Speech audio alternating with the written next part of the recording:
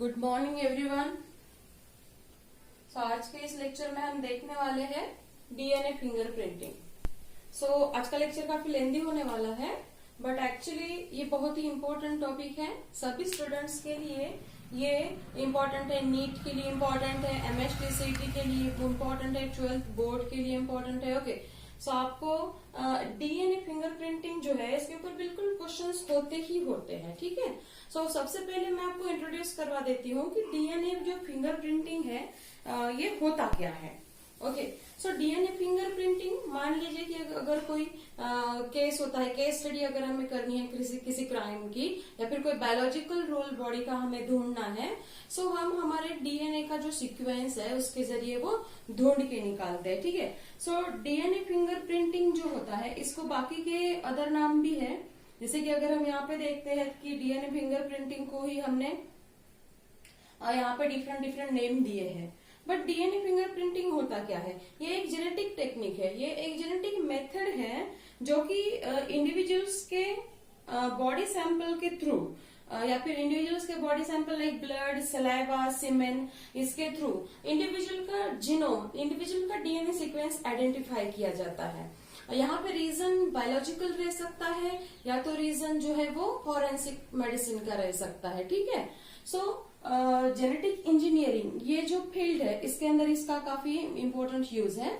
Genetic DNA fingerprinting genetic engineering के अंदर इसको अनदर वर्ड्स में हम अगर डिस्क्राइब करते हैं तो DNA profiling, DNA testing, DNA analysis, genetic profile, DNA identification, genetic fingerprinting, genetic analysis, etc.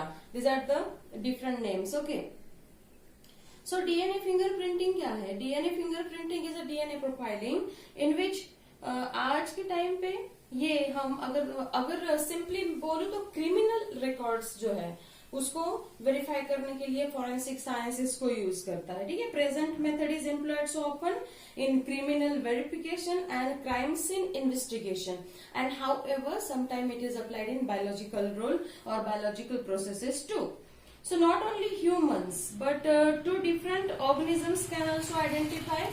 Not only humans, okay, not only humans, but two different organisms can also identify using the DNA fingerprinting method since 1984. Because in 1984, for the first time, the British geneticist or British scientist Alice Jeffrey, okay, इन्होंने for the first time DNA fingerprinting ढूंढ के निकाला था। और India में doctor Laljit Singh जैसे DNA father of DNA fingerprinting Alec Jeffreys है। Father of DNA fingerprinting in India ये डॉक्टर लालजी सिंह है। आपने डॉक्टर लाल पैथोलॉजी का नाम सुना होगा, ये हर जगह पे है। For the first time doctor Lalji Singh ने वो इस्टेब्लिश किया था फॉरेंसिक के बेस पे। डीएनए फिंगरप्रिंटिंग क्या है? ये एक यूनिक पैटर्न होता है जिसके अंदर डीएनए टू पर्सन्स का डीएनए बायोलॉजिकली डिफर होता है। ठीक है, बायोलॉजिकली डिफर होता है और मैकेनिज्म के बेसिस पे उसको हम ढूंढते हैं डीएनए फिंगरप्रिंटिंग का यूज करके। डीएनए तो हमें पता है it is a basis of life, और डीएनए क्या करता है? Which encodes proteins and regulate gene expression. Okay, ये जीन एक्सप्रेशन, प्रोटीन रेगुलेशन, ये सब हमने देख लिया। लाइक हम देख सकते हैं सेंट्रल डॉगमा ट्रांसलेशन, उसमें प्रोटीन का एक्सप्रेशन, अमीनो एसिड का एक्सप्रेशन हमें देखा। जीन एक्सप्रेशन में हमने जेनेटिक कैरेक्टर्स देख लिए हैं कि how many types of genes are there, regulator, inducer, promoter, etcetera. 99 organisms or 99 of our DNA, 99% of our DNA is similar. And only 1% difference is there, and this difference is on the basis of V and TR numbers. Now what is V and TR number? V and TR, variable number tandem repeats. ये वो repeats होते हैं या वो repetitive DNA है जिसका base pairing जो है ये अल्टरनेटिव नंबर फॉलो करता है। बस यही एक डिफरेंस होता है, बाकी तो ऑलमोस्ट डीएनए जो है वो सेम होता है। ठीक है, डीएनए फिंगरप्रिंटिंग जो है आज के अगर हम बात करते हैं the era of a personal identification, ऐसा हम इसको बोल सकते हैं। ठीक है, era of personal identification. Okay, notably as I told you, approximately 99% of our DNA is similar, and only 0.1% of the DNA is different, and that 0.1% is sufficient to make someone so unique. Okay, so we are using this 0.1% of DNA for DNA profiling, and that DNA profiling is known as DNA fingerprinting. So there is a reason why only DNA is used and not RNA. Okay, so there is a reason why only DNA is used for DNA profiling, because DNA remains same in all the organism's body, or DNA remains same in all the body parts, all the body tissues, all the body cells etc. So DNA जो है वो always remain रहता है सभी cell के अंदर, tissue के अंदर, बॉडी ऑर्गन के अंदर. ओके, एंड जो इवन हम ये बोल सकते हैं कि even after death of a particular person, even after death, until 1000 of year, DNA would be same, and that's why, or DNA would be stable. Okay, and that's why DNA is used for the profiling, genetic analysis. Okay, so as I told you, 99% and 0.1% difference. Now come to the next point, 97% DNA. Out of 100%, 97% of our genome, of our genetic analysis, of our genes are non-coding type.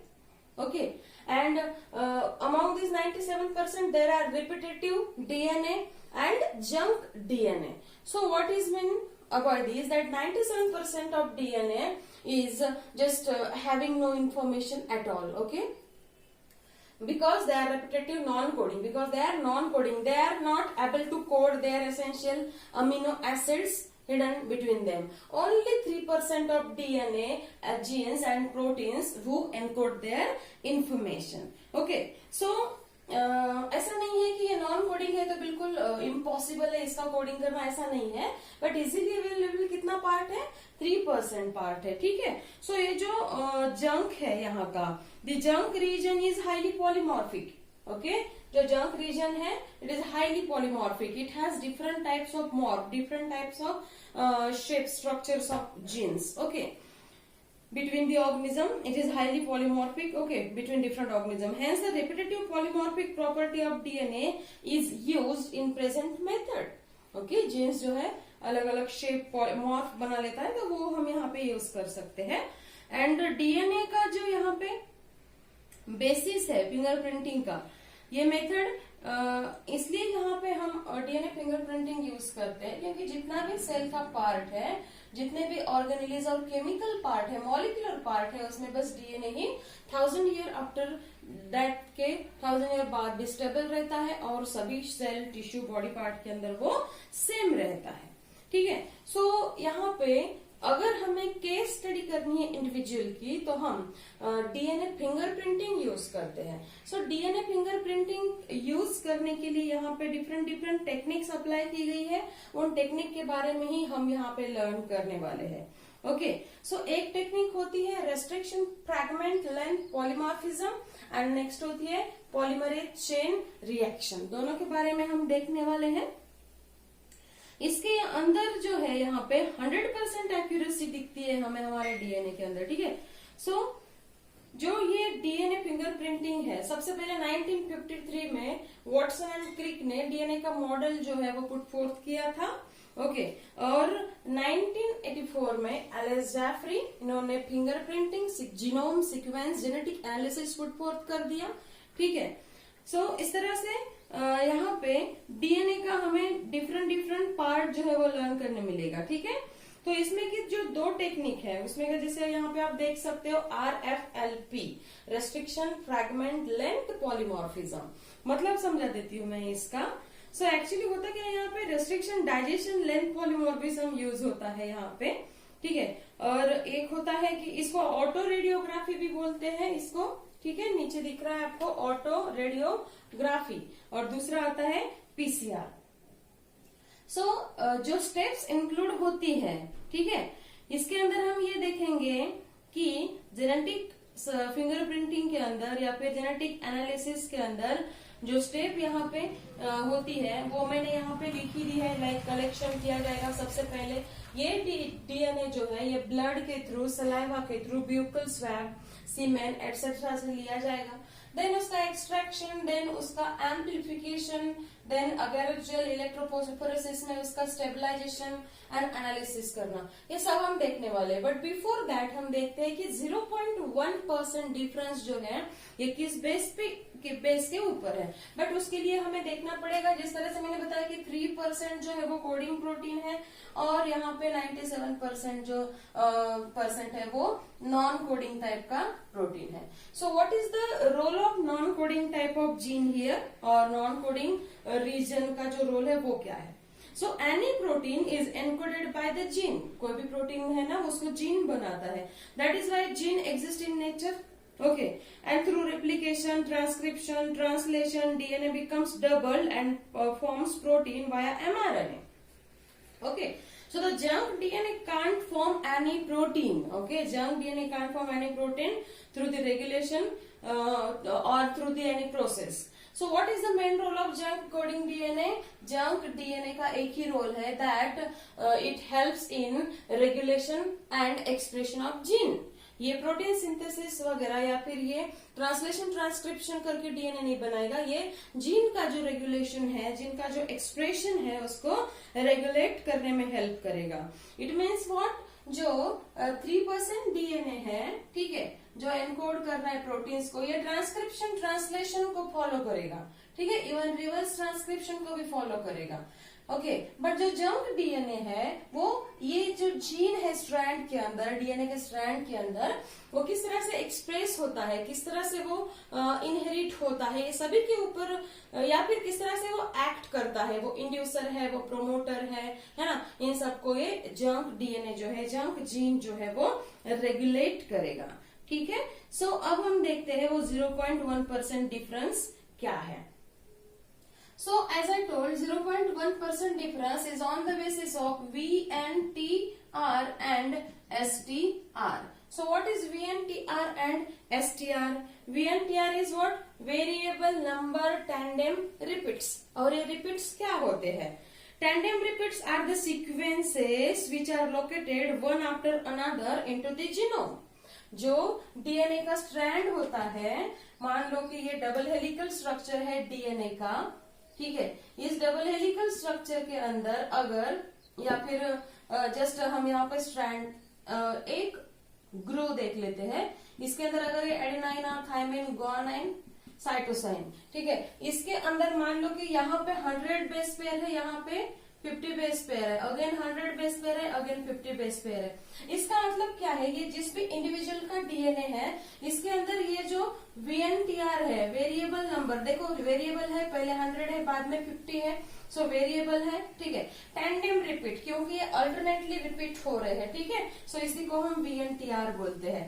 और ये VNTR का जो sequence है ये हर एक DNA में अलग होता है। लाइक यहाँ पे 100 बेस पेयर के बाद 50 है, ओके, और वो फॉलो हो रहा है, वो रिपीटेशन फॉलो हो रहा है। वैसे किसी किसी के डीएनए में 100, 99, 100, 90, 10, 100 अलग अलग रिपीटेटिव सीक्वेंसेस प्रेजेंट रहेंगे बेस पेयर के, तो इसी को हम टैंडेम रिपीट्स बोलते हैं। These are the sequence located on one after another into the genome. Okay, so it varies from individual to individual. ये जो VNTR है, it varies from individual to individual.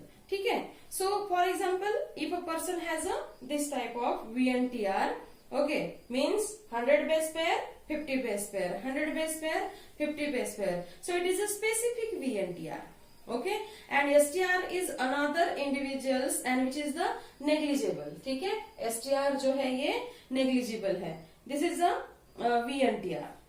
So VNTR जैसा है ये हर एक के अंदर different रहता है.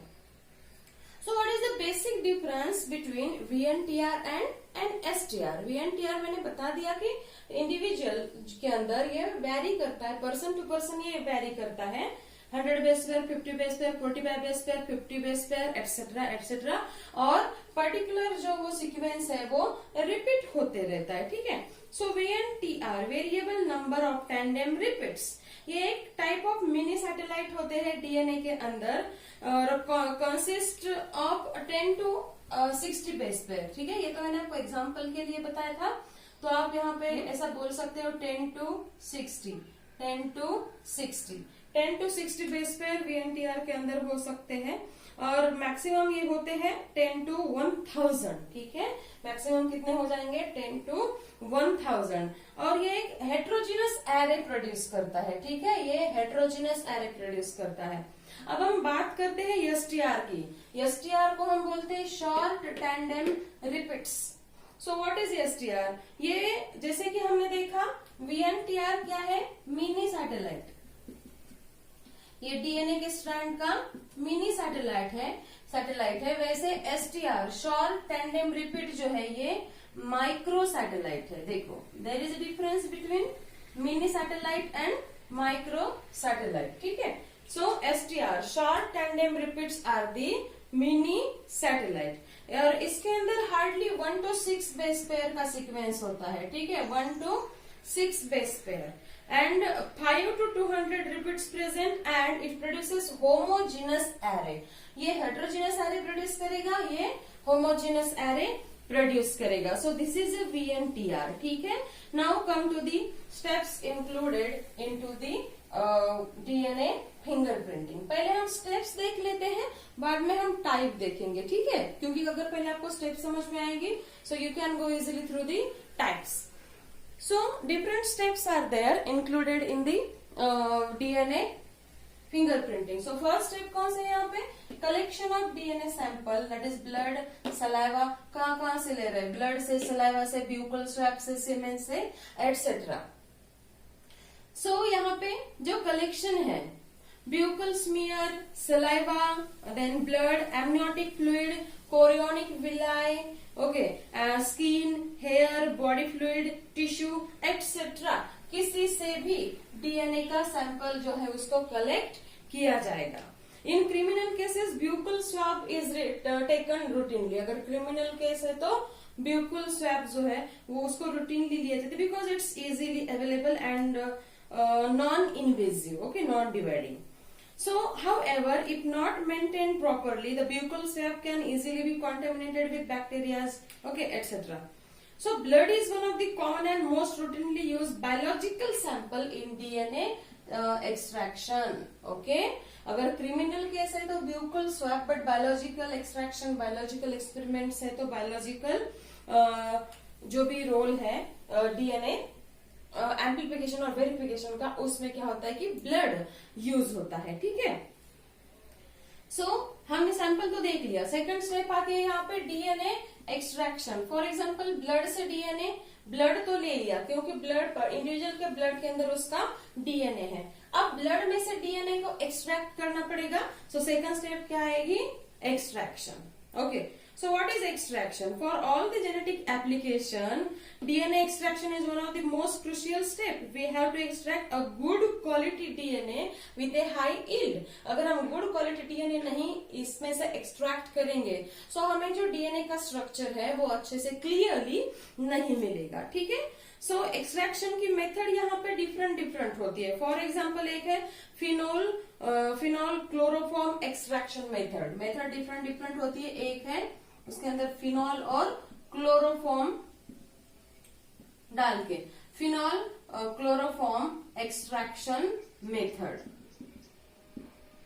मतलब जो ब्लड सैंपल है उसके अंदर फिनॉल क्लोरोफॉर्म डालेंगे तो अपने आप जो मॉलिक्यूलर डीएनए है, ठीक है, वो इन्वेड होगा, वो अलग से होगा, लाइक दैट। दूसरा आता है यहाँ पे प्रोटीनेज के डीएनए एक्सट्रैक्शन मेथड। एक है कॉमन ये, दूसरा आता है proteinase enzyme, proteinase extraction, proteinase के एंजाइम, ठीक है, प्रोटीनेज के extraction method. So three types of method are there actually.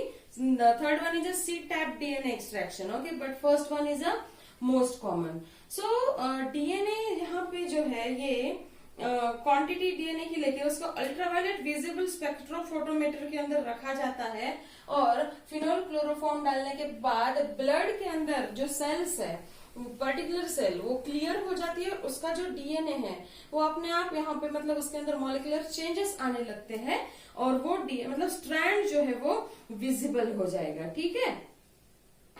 सो उसके बाद अब एक बार ब्लड से स्ट्रैंड तो ले लिया, अब वो स्ट्रैंड मान लो कि अगर इस तरह का स्ट्रैंड हमें मतलब इलेक्ट्रॉन माइक्रोस्कोप के अंदर अगर ये ऐसा स्ट्रैंड हमें दिख रहा है, अब स्ट्रैंड तो मिल गया, बट इस स्ट्रैंड के अंदर क्या है ये ढूंढने के लिए अब हमें मेथड अप्लाई करनी पड़ेगी। ये तो स्टेप्स हो गई, अब हमें मेथड अप्लाई करनी पड़ेगी। तो यहाँ पे दो टाइप की मेथड है, क्योंकि जब तक हम अब दो स्टेप के बाद हमें मेथड अगर अप्लाई हम नहीं करेंगे, सो हमें डीएनए का एनालिसिस करना है। ठीक है, ये दो स्टेप में तो हमने डीएनए मिला लिया, अब इसका एनालिसिस करना है। सो एनालिसिस के लिए हमने यहाँ पे दो टाइप के मेथड देखी है, एक्चुअली 3 टाइप की मेथड है। First one is a RFLP, restriction fragment length polymorphism. Second one is a PCR, polymerase chain polymorphism, and third one is a real time PCR analysis. Third method आती है real time PCR analysis. ठीक है, तो हम उसमें क्या पहली देखते हैं, that is RFLP. So restriction fragment length polymorphism. देखो, अगर डीएनए एक पर्टिकुलर एंजाइम की हेल्प से अगर पर्टिकुलर इस डिस्टेंस पे कट किया जाता है तो इसके फ्रैगमेंट्स हो जाएंगे। ठीक है, और सभी के सभी फ्रैगमेंट इक्वल नहीं होंगे, कोई छोटा होगा कोई बड़ा होगा, मतलब जो फ्रैगमेंट की लेंथ है वो रेस्ट्रिक्टेड होगी। ठीक है ना, उसी को बोला गया है restriction fragment length polymorphism. Length के अंदर इसके डीएनए के जो डीएनए के फ्रैगमेंट्स है उसकी लेंथ के अंदर पॉलीमॉर्फिज्म होगा। ठीक है, सो यहाँ पे जो डीएनए है, the DNA is digested with the help of restriction endonuclease enzyme. यहाँ पे जो इस डीएनए का रेस्ट्रिक्शन डाइजेशन होता है, ठीक है, मतलब फ्रैगमेंट्स होता है, टुकड़े होते हैं, वो किसकी हेल्प से, रेस्ट्रिक्शन एंडोन्यूक्लियस एंजाइम की हेल्प से। और रेस्ट्रिक्शन एंडोन्यूक्लियस एंजाइम इस तरह से डीएनए के फ्रैगमेंट्स जनरेट कर देता है जिसकी जो लेंथ है वो इक्वल नहीं होती, लेंथ के अंदर पॉलीमॉर्फिज्म होता है। It means this method is based on the length of the DNA fragments. So इस तरह से यहाँ पे डीएनए के फ्रैगमेंट को अल्ट्रावायलेट ट्रांस इल्यूमिनेटर, देखो इन फ्रैगमेंट्स को अल्ट्रावायलेट ट्रांस इल्यूमिनेटर लाइट के अंदर देखा जाता है। ठीक है, अब उसके अंदर केमिकल डीनेचुरेशन होता है, और इस केमिकल डीनेचुरेशन को देखने के लिए मतलब यहाँ पे डीएनए के फ्रैगमेंट्स जो है वो हमें कहाँ दिखेंगे, पहले तो रेस्ट्रिक्शन एंडोन्यूक्लियस की हेल्प से फ्रैगमेंट हो गए, अगर हमें उसको देखना है तो हम एक जेल इलेक्ट्रोफोरेसिस लेंगे, उसके अंदर डीएनए के फ्रैगमेंट्स को डाल देंगे। अब डीएनए के फ्रैगमेंट्स को जेल इलेक्ट्रोफोरेसिस, एक मान लो कि एक ऐसा स्क्वायर टाइप एक बाउल है, उसके अंदर जेल है ना। अब जेल के अंदर मान लो कि आप जो हनी होता है, हनी के अंदर आपने ऊपर से कुछ डाल दिया तो वो सस्पेंड हो जाएगा अंदर, अगर सॉलिड कुछ डालते हो आप दाने वगैरह तो सस्पेंड हो जाएगा। सेम उसी तरह से इस जेल के अंदर डीएनए के फ्रैगमेंट जो है वो सस्पेंड हो जाते हैं। ठीक है, और उसमें से जो प्रोब डीएनए है, प्रोब्स एंड डीनेचर्ड डीएनए है, वो नाइट्रोसेल्यूलोज पेपर के ऊपर इंक्यूबेट किया जाता है, और ये प्रोब और डीनेचर्ड डीएनए जो है नाइट्रोसेल्यूलोज के ऊपर एक दूसरे को अटैच होते हैं और बाइंड होते हैं एक दूसरे को, और जो नॉन बाउंडेड प्रोब डीएनए है वो रिमूव कर दिए जाते हैं। मतलब जो अलग अलग फ्रैगमेंट है वो नाइट्रोसेल्यूलोज पेपर के ऊपर एक दूसरे को बाइंड होके फिर से डीएनए का स्ट्रैंड बनाते हैं। ठीक है, और जो नहीं बना पाते उनको रिमूव कर दिया जाता है, और इस तरह से जो नया हाइब्रिडाइज्ड ब्लॉट है वो रेडी होता है। अब यहाँ पे जो नाइट्रोसेल्यूलोज पेपर है इसके ऊपर डिफरेंट फ्रैगमेंट इस तरह से अटैच हो चुके हैं। अब अटैचमेंट किस टाइप का है, मतलब अंदर बेस पेयरिंग कौन सा है, ये देखने के लिए उनको एक्सरे फिल्म के ऊपर यहाँ पे एक्सपोज किया जाता है। एक्सरे फिल्म के ऊपर उनको एनालिसिस के लिए एक्सपोज किया जाता है, और एक्सरे के अंदर फिर ये जो अटैचमेंट है इसके डिफरेंट बैंड्स अपीयर होते हैं। ओके, ये थोड़ी सी टीडीएस मेथड है। ओके, और अपने आप यहाँ पे बैंड्स अपीयर हो रहे हैं बस मेथड फॉलो करके, that's why it is called as auto radiography. Lengthy method है और टीडीएस मेथड है। ठीक है, सेकंड मेथड की हम बात करते हैं। यहाँ पे ये टीडीएस मेथड है, एक्सपेंसिव भी है, इसलिए इसको फॉरेंसिक साइंस के अंदर रिकमेंड नहीं किया जाता। ठीक है, दूसरी आती है मेथड यहाँ पे PCR, polymerase chain reaction. So ये बहुत ही मोस्ट पॉपुलर मेथड है। ठीक है, most popular method for DNA analysis. So इसमें क्या होता है कि एक जो आरईएलएफ रेडियो ऑटो रेडियोग्राफी हमने देखा यहाँ पे कि एक्यूरेट रिजल्ट देती है, ठीक है। बट उससे भी ज्यादा मतलब मोस्ट पॉपुलर क्या है और फास्ट क्या है यहाँ पे, पीसीआर। तो पीसीआर के अंदर सबसे पहले क्या होता है, यहाँ पे मैं आपको यहाँ पे आपको जस्ट सुनना है मुझे। पीसीआर के अंदर क्या है, सबसे पहले यहाँ पे भी क्या होगा, पीसीआर में सैंपल कलेक्शन होगा गिवन मटेरियल के थ्रू, और ब्लड ही सबसे इजी है, उससे सैंपल कलेक्शन होगा और उस सैंपल के अंदर पॉलीमरेज के मेथड अप्लाई की जाएगी या फिर एक्सट्रैक्शन करेंगे डीएनए का पॉलीमरेज के एक्सट्रैक्शन मेथड के जरिए, और जो डीएनए प्यूरिफिकेशन किट है वो मिला लेंगे, ठीक है। और उस डीएनए प्यूरिफिकेशन किट को जेल इलेक्ट्रोफोरेसिस के ऊपर डाल देंगे। अगेन सेम एक्शन होगी, जो एक्टिव प्रोब डीएनए है और डीनेचर्ड डीएनए है वो एक दूसरे के साथ बाइंड हो गए, नॉन डीनेचर्ड वगैरह जो है उसको हम रिमूव कर देंगे, ओके। और जो सैंपल कलेक्शन है उसका आगे यहाँ पे जो है रिजल्ट दिख जाएगा, और ये रिजल्ट जो है ये जेल इलेक्ट्रोफोरेसिस में ही दिखेगा। इस रिजल्ट के अंदर क्या दिखेगा कि जो डीएनए के फ्रैगमेंट है वो किस वे में कितने बेस पेयर को लेके एक दूसरे को अटैच हो रहे हैं, ठीक है।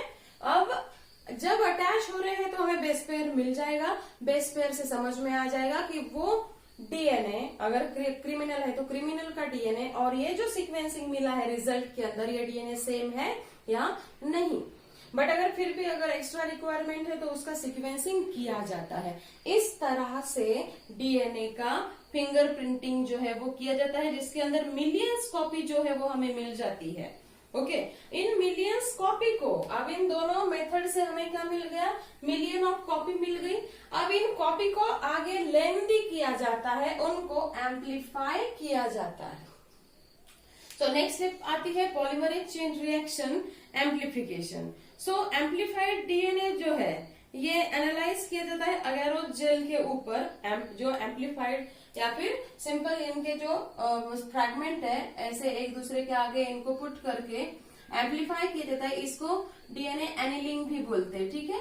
डीएनए एनिलिंग के लिए हमें टेम्परेचर का पता होना बहुत जरूरी है। कोई भी सेल का डीएनए 95 डिग्री सेल्सियस के ऊपर डीनेचर होता है, बट बनने के लिए उसको मिनिमम 25 डिग्री सेल्सियस इतना टेम्परेचर लगता है। और इस तरह से डीएनए एनिलिंग जब होता है, ये एनिलिंग जब हो रहा है, मान लो इसको यहाँ का ये पार्ट अटैच हो रहा है, ओके, आगे फिर इस पार्ट को ये वाला पार्ट अटैच होके ये भी पार्ट लेंदी हो जाएगा, लाइक दैट, ठीक है। सो इस तरह से डीएनए एम्पलीफाई होगा। एक बार एम्पलीफाई हो गया तो अगेन इस एम्पलीफाइड स्ट्रैंड को, इस एम्पलीफाइड फ्रैगमेंट्स को जेल इलेक्ट्रोफोरेसिस के ऊपर रखा जाता है, ठीक है।